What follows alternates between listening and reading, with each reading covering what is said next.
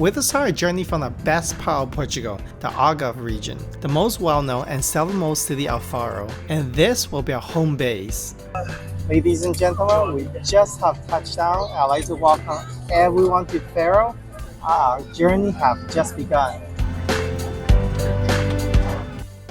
The first settlement dates from the 4th century BC and was the most important urban center of the southern Portugal and commercial port for agricultural products, fish, and minerals. Leveled by the earthquake in 1755, this little modern city has relatively few historic buildings.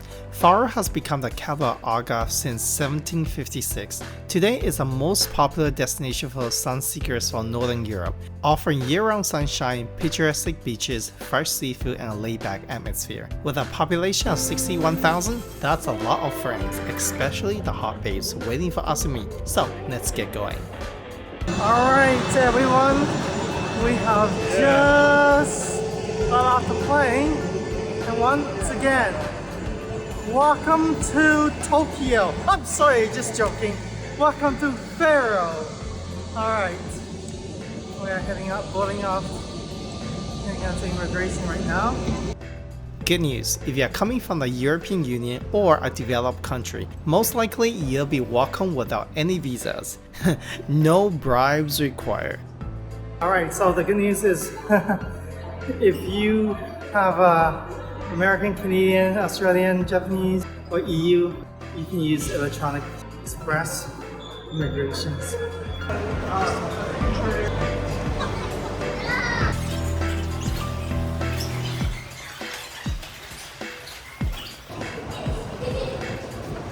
I recommend you stay by the historic old town. It's only 10 minutes by cab. It's pretty cheap. You won't need to be a crazy rich agent. But the cheapest and the best way is a frequent public bus.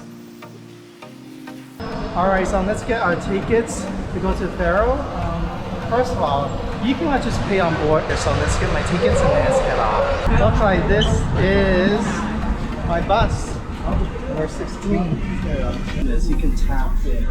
That's why I just realized the driver has a machine. Maybe I'm wrong. The bus operates from 6 in the morning to midnight, and the ride only lasts about 20 minutes.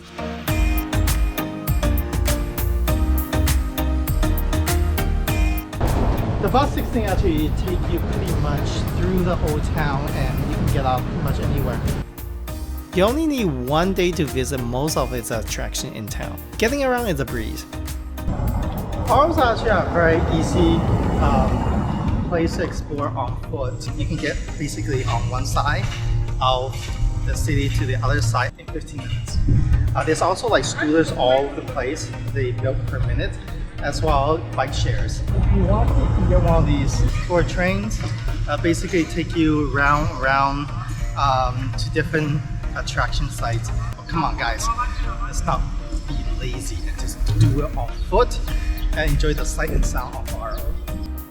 Unless you can communicate telepathically, you definitely need a local SIM card to ask someone out on a date. I offer the prepaid ones. All plans include airtime and text message, ranging from €5 for 3.5 gigs to €10 for 25 gigs. You'll also need some cold hard cash to impress the lovely Portuguese ladies. Yes, you need some bling bling in euros. The markups are pretty high at the cash exchange, and many credit card issuers charges fees for foreign exchange. The best option is the ATM cash withdrawal, and here's how I do it. Most of the ATM here is pretty bad. The one to avoid the most is the Euronext ATMs. They have withdrawal fees. Now the one that's really good, if you see MB Multibanco, this is run by the actual bank here in Portugal, so you're not going to be ripped off. Those machines allow me to either accept the dynamic exchange in my home currency or go with the float, which I recommend just go with the market rate, because the markup for dynamic exchange roughly is about 5 to 10%. That's a raw deal.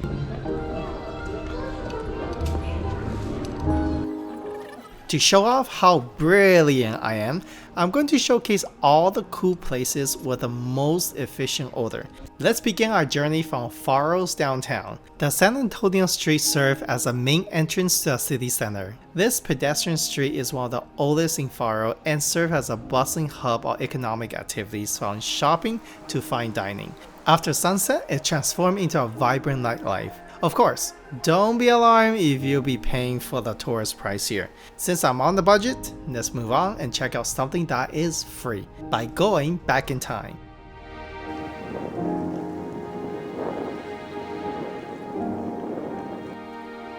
Just few minutes on foot, you'll see Faro's ancient city wall, part of which forms a broken ring around Faro's compact old town. The Romans called this town Osnoba, made their presence felt here and built a wall around the area which had been contained various important buildings. The Arab conqueror Moors, who later held the town from early 8th century for almost 500 years, reinforced the defensive structure, and today its influence can be still seen in the arches around the various entry points to the historic center. When the Moors was expelled by the forces of King Alfonso III in 1249, the Islamic and Jewish inhabitants of Faro were sent to live in the quarters outside the city walls. New defensive walls were built here in the 17th century to help defend the city from the worst effect of the War of Restoration. Located within the old city wall is the Faro Cathedral. Although there is no documentary evidence, it is possible that it was originally built from 1251, 2 years after the reconquest of the village, by orders of the Archbishop of Braga. The structure has been built on the remains of an ancient Paleo-Christian basilica that had been converted into a mosque.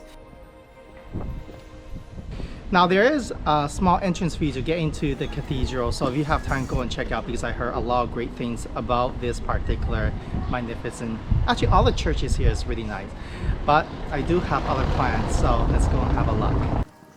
If you wonder what's more important than church, being on budget means I always have to be on the lookout for free food. I mean, look up. One of the things that you'll notice when you go around the city is you get so many orange trees, and I'm very certain this is all free for the picking. So I'm gonna ask a local, excuse me, are those oranges? Are we allowed to pick it and eat it? Sweet or not? Okay, we don't know if it's sweet or not, so it's eat at your own risk. Thank you. Just behind the Faro Cathedral is a statue of King Alfonso III, who conquered the city of Faro from the Moors and made it part of the Kingdom of Portugal in the 13th century. Facing the statue is a domed building housing Faro's main museum. The Renaissance architecture was built between 1518 and 1523 by the Convent of Our Lady of Assumptions, and the last nun abandoned it in 1836, and it became a cork factory. The municipality bought the building in the second half of the 20th century and opened the site in 1973 and displaying the artifacts discovering the city and the surroundings. The permanent exhibit includes a wide range of artifacts from prehistoric Portugal to the neoclassic times, including pottery, paintings covering major civilizations that settled in the area, in particular the Romans. This includes Roman tombstone, Visigothic plaques, ancient coins, and paintings from 16th to the 19th century by Portuguese, Italian, Spanish, and Northern European artists, mostly bought by the local bishop. The biggest treasure are the busts of Roman emperor found in the site of Maru nearby, and a Roman mosaic unearthed in 1926 by Faro's train station and removed for protection in 1976. Known as the Mosaic of the Oceans, it dates from the late 2nd century or early 3rd, features the name of the man who commissioned it, and at the center is the image of Oceanus, the Greek god of the oceans. Faro is actually very diverse, this region, and there was one time its main religion was Islam, and this is basically the Islamic room and with many of its artifacts. Right beside the Islamic room there is a stairs, to to the heaven. Oh, just joking, to the second floor. Let's go and have a look.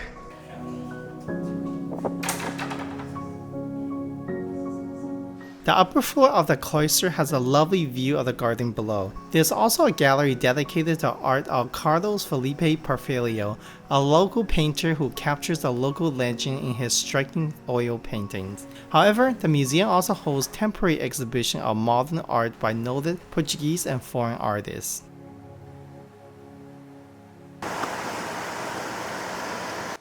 Located a stone throw away is one of the two main entrances to the Old Town, Faro's original wall settlement. The Arco de Villa, the monumental archway, was commissioned by Bishop Francisco Gomez de Avila in the early 19th centuries. The project was carried out by the Italian architect Francis Xavier Fabri and inaugurated in 1812. However, the histories date back to 8th to 9th century BC. In the Roman period, the main road in which connected to the west and east of Algarve passed through this entrance.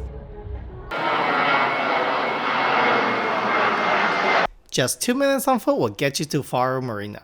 This is definitely where you can meet some crazy rich Asians with fancy boats, if that's what you want. Sadly, I'm not one of them, given everything I do is on a budget. There's an oblique erected in 910 honoring the statesman Ferreira D Almeida, who served as a captain of war and sea, a member of the Legislative Assembly and Minister of the Navy. De Almeida is credited for being a founder of the School of Seamen and made numerous contributions to the development of the roads and fishing industry in the region. You go with me. Yeah, this is pretty much all the great places that's open year-round.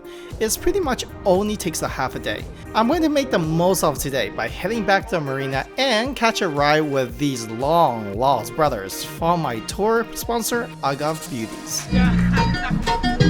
Now, of course, one of the must-sees here in Faro is the amazing cave. There's not just one, there's actually quite a number of them. I mean, public transportation is pretty reliable here, but it will take you some time to get around.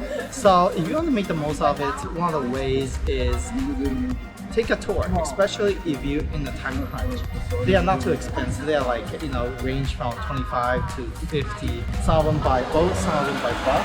So today we are going with a minibus. How's that?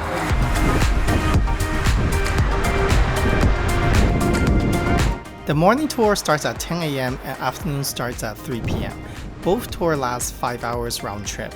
I suggest the afternoon departure, since if you're lucky enough to come on a clear day, you'll be able to see a spectacular sunset. You can also take the buses, but it's limited and it takes a really long time. Another option is the hop on and hop off buses that operate from 9 a.m. to 6 p.m. Oh yeah, if you got some six packs, bring them along, because we are going to show some skin. With that being said, let's go. So we have just arrived at our first point right here. And take a look at this. Beautiful vantage point.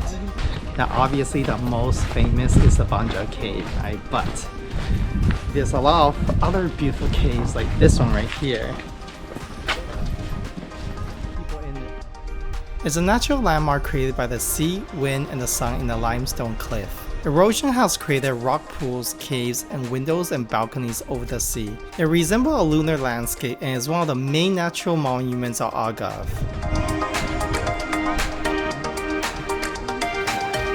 One of the highlights is Boneca, which means the doll in Portuguese. It's a small cave with an entrance leading to a tunnel with two large windows opening to a sea. It's said to have given that name because it's inside a pinnacle that once resembled a doll. So, use your imaginations.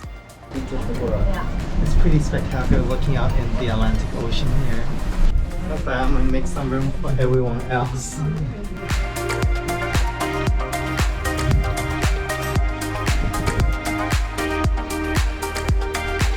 On the wall of limestone cave, with your imagination, you can clearly see my beautiful face.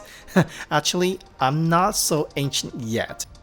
As you can see on my wall here, there's many layers of sediments you can see inside the rocks, and you can find a lot of seashells because thousands of years ago the sea level was higher, and there's marine life that now is fossilized inside those rocks. There's more. Oh yeah, there's more to it. So on this side there is some steep stairs. Oh, look at that! Look at this! Hell yeah! There's a long staircase leading down to the edge. During the high tides, you're able to swim in a natural form rock pool. If you want to show off your manhood, this is a popular spot for cliff jumping. Now here's a little advice for you guys. Make sure you come with running shoes because the steps here could be a little bit steepy. So, let's go. Thank you so much. This guy's the best. This guy, he's cool. He's from Ukraine, by the way, this guy. What's your name? Ukraine, Nikita. Nikita! Okay. He's If you wanna really jump, I can make video for you. Oh, I'm good. See? I'm not ready for Tinder yet. Not yet. Wait. Not yet. A little bit later. When I lose some weight. We have more video.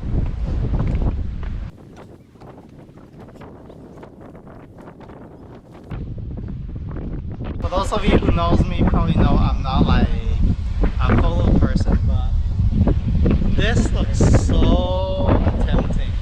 Check this out. So tempting. Our next stop is only 10 minutes away to a little village on the Atlantic coast of Benagil. If this sounds familiar, you're not crazy. Everyone's having fun, isn't it? So here we go. We have come to the most famous cave here in Portugal, Benagil Cave. Is it Benagil Cave? Benagil Cave. Benagil Cave. Very extremely beautiful. Yes, just for me. Don't Oh jump. my If God. you jump, I'll take video, okay? Really? Yeah. Oh, okay.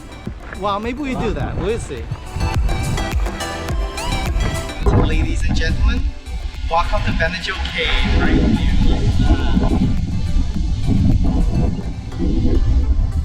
Picture is worth 1,000. Oh, sorry. Video is worth 1,000 words or 1,000 kisses. The Benagil Cave is one of the most famous places in Portugal after Microsoft featured this beautiful cave as a screensaver for Windows 10. The cave is the most unique among all the caves in Algarve coastline.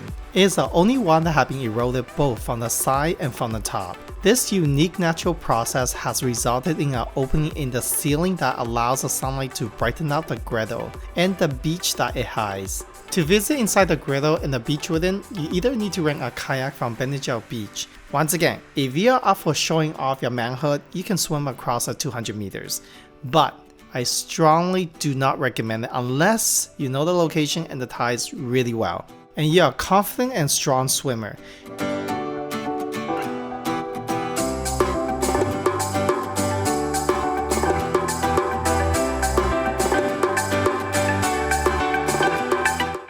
Here we go. Bye bye, cave.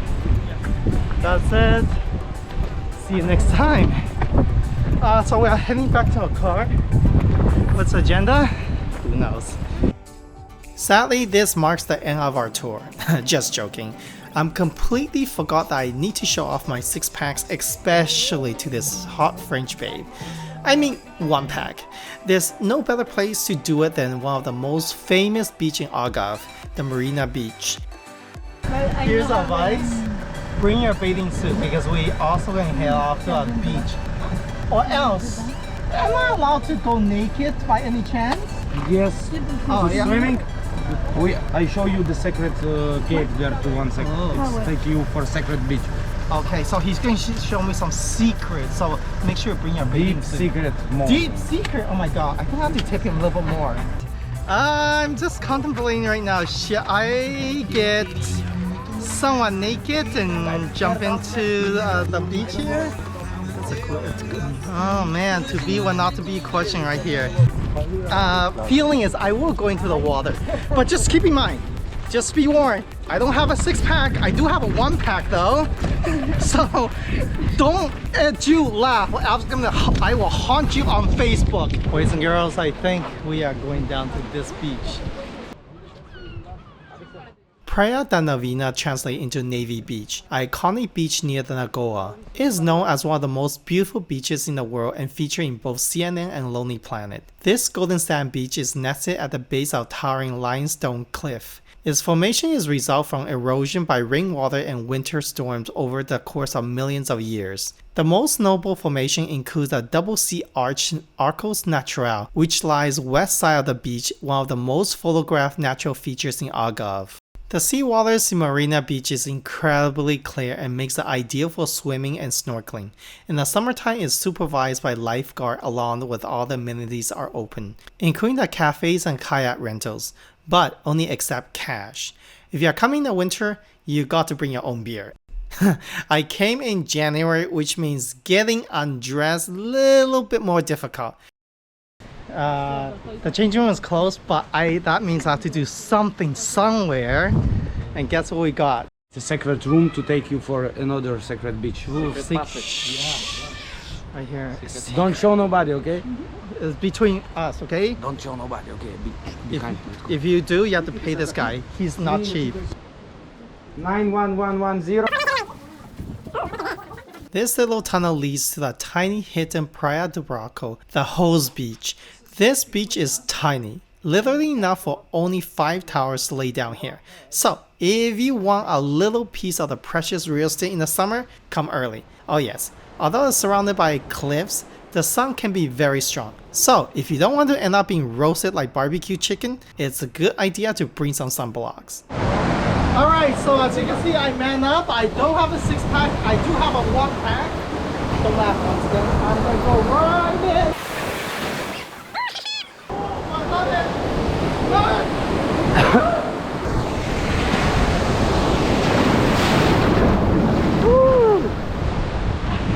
Oh yeah. Here's our general rule. Don't get too close to the wall because the wave is sometimes can be really strong and they might hit you against the wall. So you might be also very sharp as well. That's the only thing.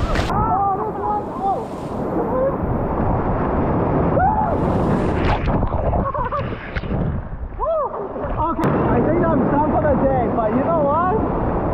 You can stay longer, but I'm just getting a bit cold. With that being said, oh yo, this guy's filming me.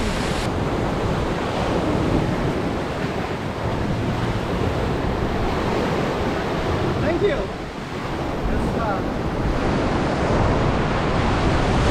Before leaving, I like to remind everyone, littering ain't so sexy. Please guys, be respectful. Take your trash with you. And if you can avoid it, don't drink bottled water. They're just really bad for the environment. The ride back to Faro takes about an hour to the same spot near the marina. Oh yes, despite doing my best to sweet talk this babe for a date, I did not succeed. For those of you with better luck, there's many cool date ideas, especially after the sun goes down. You can take a romantic walk inside the old wall city. Or if you need a few drinks, there's many pubs offering free nightly live entertainment. Most likely it will feature Portuguese folk music fado, a genre origin dating back to 1820s or 1830s in Lisbon. Common themes in the songs include feeling, the heartbreaks, and longing for someone who left, the daily life and the conquest. Muito obrigado.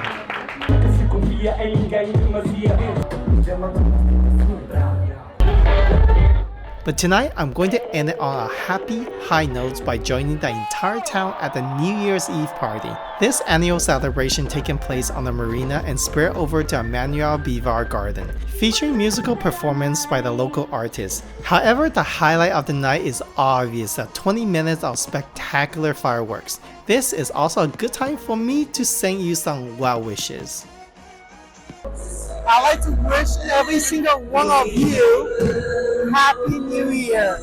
All the best for this coming year ahead with lots of happiness, good health, joy, and love.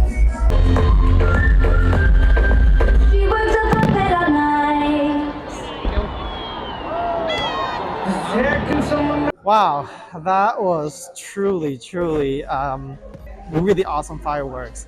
Sadly, I'm going to go home right now and sleep since we got a very tight and fully packed schedule tomorrow morning.